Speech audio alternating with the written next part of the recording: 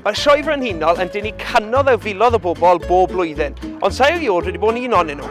Felly wedi dod i Lanelwedd i weld beth sydd â fe gynnig i first timer fel fi. Gan i ffindo mas. Es i weld Sylwen Richards o Fforwm Ieuenctid ECFE Cymru i weld beth sydd i'w wneud yn y sioe.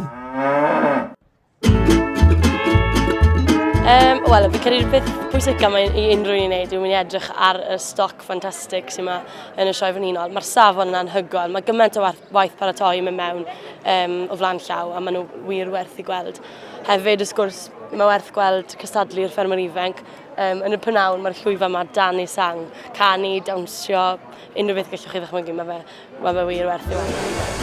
Rhys Jones yn stand 4, Kevin Williams stand 5. Mae Cnifo yn denu pobl o bedroedd ban byd. Esboniodd Chris Davis pam mae mor gyffroes. Beth sy'n mwy dda te am watcho pobl yn Cnifo David, Jodie? Mae'n dda iddo lamau cael gweld cneifwyr gorau sydd yn Cymru a yn insens hwn mae pobl o dros y byd i gyd yn dod mae fod yn cneifwyr gorau Cymru fel nhw'n gweud. So mae'n good i watcho faint mor dda mae'r top cneifwyr yn y byd. All waiting anxiously to see if they'll be on that draw. The Black Welsh Mountain. O'n i dod fan hyn i watcho cystadlu David a na i fod yn bowffaith onest, sa'n deall o gwbl beth sy'n yno, maen nhw jyst yn edrych fel David i fi. Ond, on the plus side, mae fe'n le ffantastig i ddala bach o hael.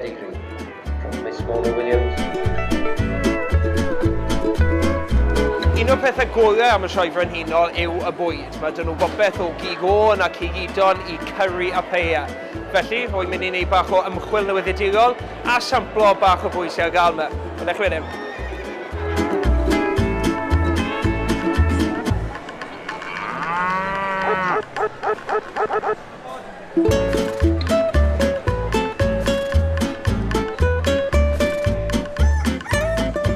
Y cystadlu, y cymdeithasu, neu hyd yn oed y bwyd.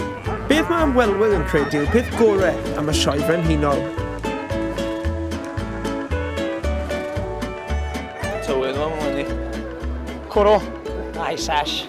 Members. Beth yw hwnna? Lle aelodau'r Royal Welsh i gwrdd yfed. Members hefyd, yr unig le yn y sioe lle mae cysgod a diodydd o'r. Neu a fwyd. Y members. Y merchaid. O, diffo merchaid. Y tractors. Y sioe frenhinol yw sioe amaethyddol fwyaf Ewrop, ac yn sicr un peth o'i dysgu heddiw bod yna rhywbeth i bawb yma.